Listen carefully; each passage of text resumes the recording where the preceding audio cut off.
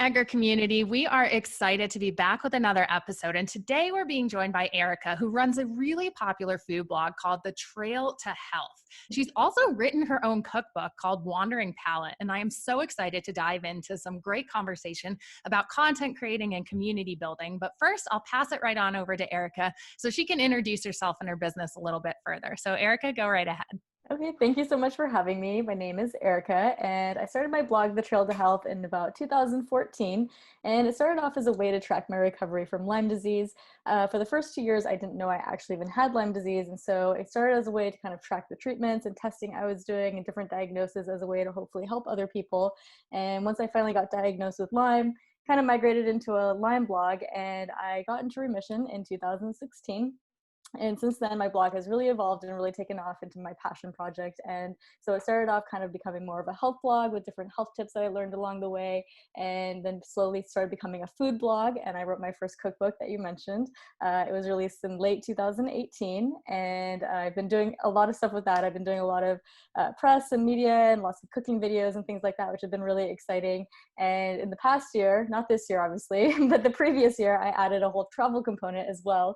And so one of my other diagnosis was actually celiac disease, and so it's been very challenging to travel and eat out, being 100% gluten-free, but I wanted to kind of create like these city travel guides to show you that you can still go out, you can still travel and do all these great things even with complicated health issues. So it's really really is my trail to health. It really kind of has evolved as I've evolved. I'm kind of like, the next chapter is I really want to start a podcast, and I am already having some ideas for some of my next books that I want to write as well. Oh, what an incredible story. First, congratulations on your path to recovery. So glad to hear that you're doing well now. Yes, But I me love just, too. I love just hearing these stories about creating something that's so helpful to other people based upon your own story and based upon these things that you figured out for yourself and making sure that you're spreading that. And I think that's some of the most powerful content out there. That's stuff that you can tell someone went through and really developed a system that works for them. So I think that's a really cool way to start. So I would love for you to dive into a little bit when you're actually writing your blog and you're inserting your story into this content that's really actually supposed to be so helpful for people. How do you get that good mix of having your story in there as well as creating that great how-to content that people can go ahead and customize to their own life? Well, in general, I'm a pretty analytical person. I'm a Virgo, so I'm very into like to-do lists and like facts and like how to get things across. So I think that part almost comes across a little bit easier than me actually kind of sharing my story, my experience. But one thing that I find really helpful is like when I kind of like have more of that emotional side of things or like feeling the emotions, I pull up my Evernote and I do like a really quick jot down of like what I'm feeling, what I'm thinking, and just like really high level kind of cliff notes of like kind of like the emotional side of it. And then I can go in and kind of interject like more kind of like the facts and things like that. Cause it's like now, especially now that I'm better, I feel like it's harder to kind of tap into that and go into that. Like, I don't really want to like think about how I felt when I was sick or like kind of like rehash those feelings. So like, I don't tend to write about Lyme as much. I don't mind talking about it, but like writing it, you kind of have to like go to that place and go to that feeling and pull it up, you know? So I feel like that's why like my blog has kind of evolved too. So, but I do have like some old blogs that I had kind of roughed out like that I just never kind of went through and put together. So I'm like, at least those are like the emotional part is written out. So now I just need to go in and do the facts. So I feel like that's how I kind of get like a good balance of the two. That's really interesting. I love this idea of writing it in the moment when you're actually Mm-hmm. feeling it. And I feel that Mm-hmm. would become like really powerful in being able to say, okay, like this wasn't something you just contrived out of when you were sitting comfortably in your room. It was like when that emotion was actually raw. So that's a cool tip for you guys listening now. If you're feeling something and you want to write it down, it doesn't have to be something that you write out into an entire blog post. Jot it down in your notes and see how you can weave other stuff into it later. That's really cool. So I know for you especially, you have been on a ton of cool appearances like on Netflix and on other programs and stuff like that. How do you go about actually making sure that you're getting booked on these good channels and by other people to kind of create your own fame and actually get out there to get your story told? Can you walk us through your processes there a little bit? Yeah, so at first the Netflix one actually approached me. So the girl that found me that was on the show that they're kind of following around to help find treatments, she discovered my blog and found it really helpful. So as part of the show, she wanted to come do a health coaching session with me. So that was kind of like my first big kind of like appearance or like press break. And I was a little nervous for that one. That was like my first one. But then after that, I was like, well, this is kind of fun. And then when I wrote my cookbook, I hired a publicist for the very beginning because I didn't really know how to get started, how to get it out there. And she was like, some of the best ways to do it is to get booked on TV shows, morning shows, and be able to kind of, go on, do a recipe. So that was really exciting. So I hired a media coach to kind of help me and train me how to do that. And I ended up booking, I think like 8 or 10 cities originally in my original book tour. And then after that, like publicists are really expensive. They're great, but it was like a good way to kind of get my foot in the door with things. And then after that, I was like, okay, well, let me see if I can just try to pitch myself. And like, I have some shows under my belt. I kind of like understand what I need to do. Let me just kind of see what I can do. So now I've kind of been my own publicist for TV shows in a way. I kind of just like email them, pitch them, show them some of my previous shows. And it's kind of funny you ask, because like since COVID started, I actually had one booked at the beginning of April. It got canceled in person, but they're like, oh, if you want to do a video, send it in and we'll air that. And I was like, okay. And then I was like, well, why don't I do this all the other shows I've been on? And why don't I reach out to other shows that I've always wanted to be on, but like haven't traveled to? So I think since COVID started, I think I'm up to like 80 TV shows that I've been on since March or April. Oh, wow. So I've been like pre-filming all these videos. Some of them like are live. Some of them are like pre-filmed videos that I air and things like that. So that's been like a really good positive thing that's come out of this COVID thing, is I'm like on TV everywhere from my own kitchen without having to ever leave my house. So it's been pretty awesome. So yeah, like I think like I kind of have like the national or the kind of like, more like nationwide shows down. And then now I think with my next book, I really want to try to find like a book agent and kind of take things to the next level and see if I can start to book some like bigger shows. Like I would love to be on like the Today Show or like Dr. Oz or like dream shows of mine someday. Hopefully, once I think I could do those live, I think this would be like much more fun to do in person once things settle down. So those, I don't know how to get on those just yet. If you have any tips, let me know. If not, that's kind of my end goal here at some point. So kind of just like, it's just kind of cool. Like a lot of times I get reached out to by brands or magazines and people that want to interview me too, that kind of just find me from my social media or from my blog and things like that. So it's a little bit of both, like some of me kind of digging and, trying things out, and other people just kind of contacting me as well. Very cool. Yeah. I feel like getting that one anchor client, like getting that one big name of Netflix or whatever it is out there, makes it so much easier to pitch other places. So Totally. I am so excited that happened for you there for sure. When you're actually going and like emailing other places though, do you have any tips for what people who might be in your shoes just starting out getting appearances in the press? Mhm. What is a typical, like really kind of greatly crafted email? What are some of the elements that you put in there when you are reaching out to people? I mean, you want to keep it kind of short and sweet, because I Okay. think these producers like all get tons and tons of emails, but you want to be like really direct about what you want. So I always kind of like do a quick intro, like what I'm emailing them about. And then I think it helps to have like some experience. So like I link to some of my previous shows, I link to my book, I give them a PDF version of my book to look at right away.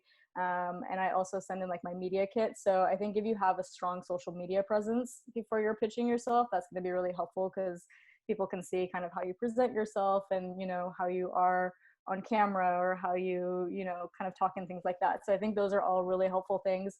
And one tip is like, if you're having a hard time booking on shows, most shows don't charge you to go on unless you're promoting a brand or a product. There are some cities and shows that do have paid segments that pretty much anybody can do as long as you're willing to pay for your segment. So if you're really, really, really having a hard time and you want to try to get on a show, you can either, if you have a big Instagram and you work with a lot of brands, you can see if a brand is willing to sponsor you and pay if you have a good relationship with a brand, or you can always do one of these paid segments. Sometimes they're like $500, sometimes they're 1,000, sometimes they're 2,000. It just depends on the city. But then once you at least have one or two shows, I feel like that gives you a lot more credibility to be able to start booking a lot more shows. That makes a ton of sense. So, as you brought social media into this, I'm curious, what networks are you seeing work really well for you on social media? And what are some of the strategies that you're using on those networks to help grow your following, to give you that really great idea of what to put in that email saying, look how many followers or look how much engagement I get, to kind of prove Mm-hmm. that social presence for people? Um, I mostly use Instagram and my blog. My blog gets a lot of traffic. That's kind of like what I started with. And so I have that as my stats. And then pretty active on Facebook. Instagram is probably like the social media channel I put my most energy into. And I've just been kind of this year starting up my YouTube channel. So a lot of these videos that I'm filming for TV and things like that, I've started filming like other videos about different products and recipes and things like that. So I'm just in the works of getting that started too. So I think that'll be kind of like my next channel that I put a little bit of energy into. Very cool. So I would also love to chat with you a little bit because you have a lot going on clearly with your own brand and with your cookbook and all of this cool information that you're giving to the world to help make people's lives better. But I also know you're kind of multi-passionate in the way you have another business that you run. So can you go into how you balance your two businesses and what the other side is there? Yeah, absolutely. So my day job is I run a design agency with my partner. We started about 10 years ago, and we have a team of, I think we're up to about 28 people right now. So we have a lot of people that we manage. We all work remote. So it's a digital design, marketing, and like enterprise software company. So we focus mostly on the design and like marketing and video productions and things like that. So that takes a lot of time. There's kind of like a nice kind of like overlap, because like when the company is really busy, I tend to do a little bit less with my blog, but then when the company is a little slower, I get to spend more time on my blog. So there's like a nice ebb and flow of things and how I get to put time into it. And I mean, it's hard to manage. Like right now we have kind of like a crazy deadline for the next month. So I'm like, oh my God, how am I going to keep up with everything? But then like, if you just spend a little bit of time putting together like some posts for the week, or like on the weekends, I'll film a lot of my cooking videos and things like that, and just film like a couple of them so that they're ready to go for the week. So it's a lot to manage, but I'm really passionate about it. I really love doing my blog stuff. So it doesn't feel like extra work on the weekends. It's like something I look forward to doing. So I think if you're going to do such a huge passion project, you really have to be interested in it and enjoy doing it. Otherwise it just becomes like another job and you're going to wear yourself out. So it has to be something that like energizes you and that you like doing. Otherwise I don't know if it's worth doing at all. Yeah. Oh my gosh, I completely agree. That kind of going all in is something that's so much easier to do when you are passionate about it and excited Exactly. about it.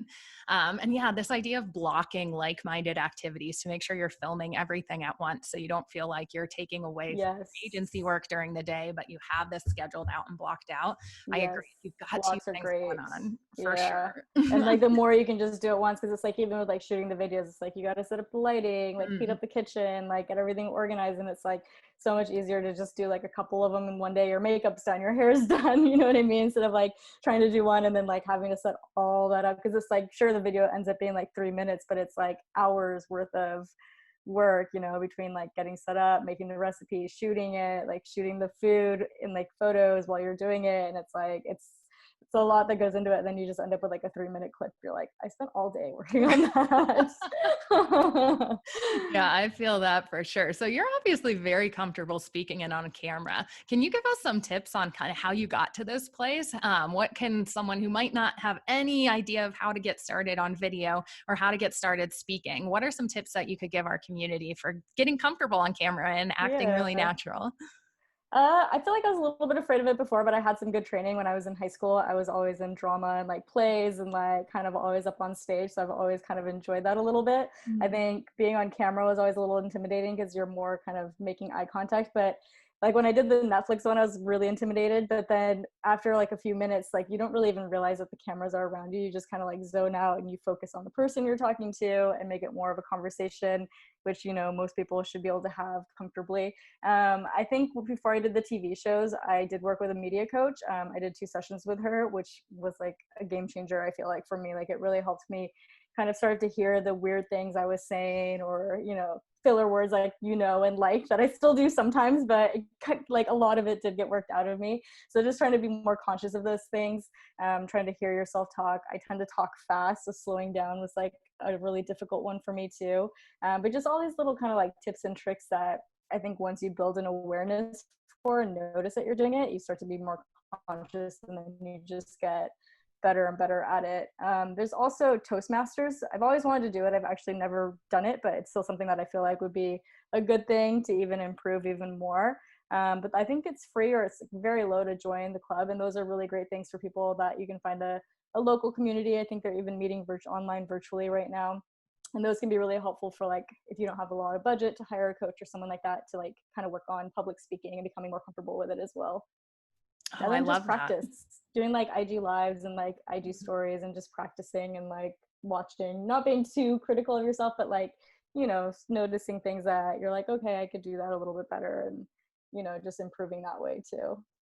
Yeah, it's so uncomfortable listening to yourself or watching yourself on video, Yes. but I agree. The more you do it, the more you start realizing, oh my gosh, I say this word all the time. Or what am I Yes. doing? Like, what am I doing with my hands? So that awareness phase is definitely the first step. I agree. Well, this has been a really fun conversation, and I'm excited for our community to get to know a little bit better and to make sure they're taking steps into reaching out and getting booked on the press and making sure their story is being told. Are there any last couple of tips that you can give people who are just starting out building their personal brand and getting started on their passion project that you wish you would have known when you got started? I would say to be patient, give it time. Like, I mean, the first like couple of years that I had my blog, there wasn't really anything that amazing coming out of it yet. Like, it took a while to kind of build an audience and build trust and like start working with brands and start, becoming bigger. So definitely just give it time. Be patient with it. It'll eventually kind of take off as long as you're kind of feeding it and giving it energy. And with the press, I mean, you're gonna get turned down a lot. Like, I still get turned down from like some shows, and I'm like, why? Like, why wouldn't they want me on their show? But it's like, don't worry about it. Like, there's a million other shows out there. There's a million other publications, and that one just what maybe wasn't a good fit for you. And you can always try again later too, once your kind of like presence is a little bit stronger. You have more social media, things like that. So don't get discouraged by the no's. It's just use that kind of as ammo to keep going after what you really want and try other shows. Oh my gosh, what a great way to end the show. I feel inspired now to just keep getting more no's to get closer to that one. Yes, that's a great advice right there. Well, thank you so much for all your time and the effort Yeah, thank today you. and making sure you're helping our community out. Erika, if you guys want to get in touch with Erika or if you want to learn more about her, I will put the links in the show notes here. So go ahead and check them out. And thanks so much again, Erika. Yeah, thank you so much. Thanks so much for tuning in, and be sure to keep the conversation going with us on social. We're at Meet Edgar on Instagram, Twitter, and Facebook. So let us know your biggest takeaway from today's episode, and don't forget to tag us. Visit www.meetedgar.com and start a free trial to up-level your social media marketing strategy today. Happy posting!